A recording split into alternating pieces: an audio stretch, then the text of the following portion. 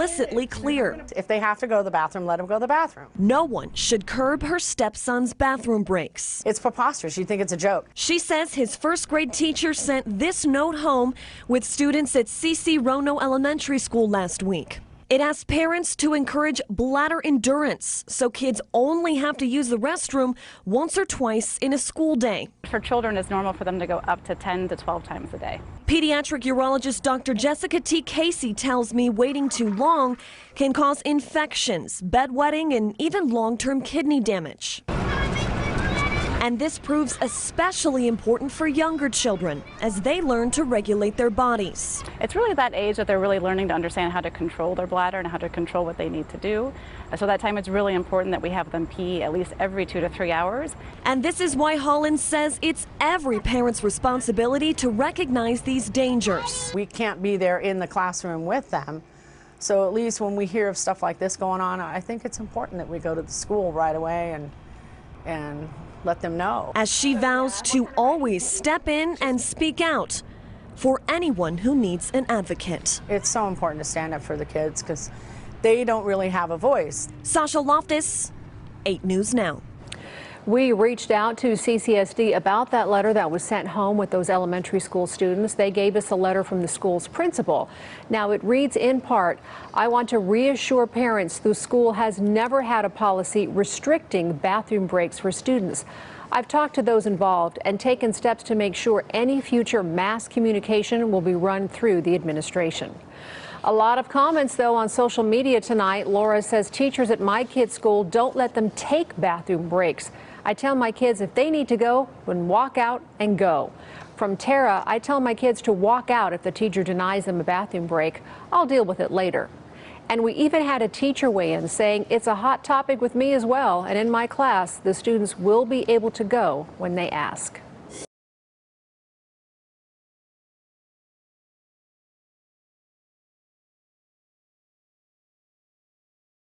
Because I lost a daughter at about the same age, I know what the parents feel like, okay? And you want justification. You want the guy behind bars. All of it's alleged that he even committed the murder. But circumstantially, it looks like he did. You know, the strongest lead I see is that one of her friends said he had been in the Appalachian Mountains by himself for a couple months. Now, he's not just a camper then, he is a outdoorsman. So in order to do that, I think because of his age, he felt comfortable. If there's anywhere right now that looks the hottest, that could be the area. It all depends on the picture they got of him the other day where they're hunting now. With our smart marketing platform, make your idea a reality. MailChimp. Learn about crypto and get paid as you learn with Coinbase Earn. We've paid. Extreme Trends presents a mom who visits her son in the school's lunchroom, then sees what the teachers have done and becomes outraged. Before we begin, do us a favor and click that like button. Also, subscribe to our channel and click the notification bell to be inspired by these heartwarming stories every day.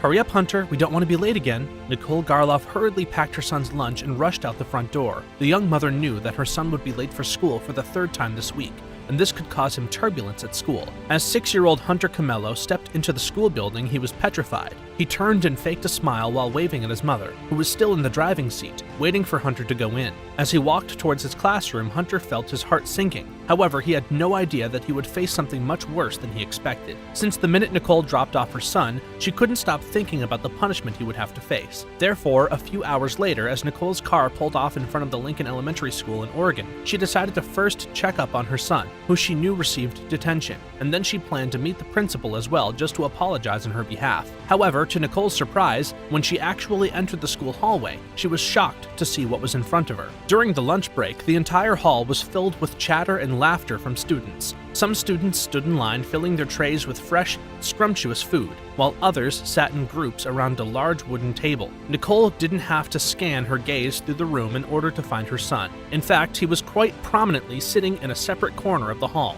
"Oh my God," Nicole whispered to herself. Hunter's expressions were grim and his eyes were swollen, indicating that he had cried a lot. He sat on a separate table, and it seemed like he was compelled to sit alone, away from the rest of the students. In front of him, his tray of food remained untouched, as Hunter just sat there blank. This wasn't all. A cardboard divider was placed in front of his face, which was not only humiliating, but also heart-wrenching. For a few seconds, Nicole could not believe her eyes. The kind of treatment Hunter faced was far worse than a detention. The school management gave a vague explanation that this sort of punishment enables the students to catch up on their missed work without any distractions during the lunch hour. This was quite pointless in Hunter's case, since he had only been a few minutes late, so he was forced to read a book instead. It was evident that my son was being degraded and humiliated in front of the rest of the school. He was so crestfallen and had gotten tired of crying, Nicole told ABC News when the incident gained recognition from the media after she shared the story on her Facebook account. In her post regarding the demeaning behavior of the school management, the mother also mentioned that she was the one responsible for Hunter being late. As her husband would head off to work, Nicole would drop her children off and their cousins to school. However, it wasn't normally easy for her because Nicole suffered from osteoporosis, an illness which made her bones weak and her physical movements limited. Moreover, the family's car was quite old and would frequently conk out. Despite the fact that Nicole did expect some kind of response from the public, she had no idea what awaited her. The Facebook post not only went viral, but also awakened the community. A local radio show host, Bill Meyer, not only mentioned Hunter's story on his show, but also decided that he needed to do something for the family to eradicate the root of the problem. Therefore, Meyer, along with his friend, Lisa, who worked at an auto repair shop, gifted Hunter's family a fully functioning country van. Furthermore, due to emphasis from the public, Hunter's school management decided